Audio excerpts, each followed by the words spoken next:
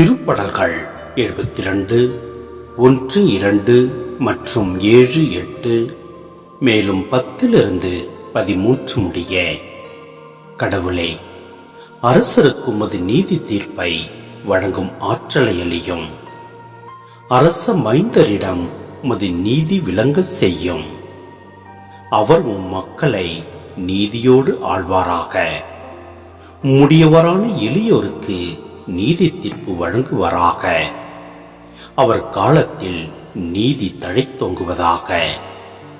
நிலா உள்ள வரையில் மிகுந்த சமாதானம் நிலவுவதாக. ஒரு கடலிலிருந்து அடுத்த கடல் வரைக்கும் அவர் ஆட்சி செலுத்துவார்.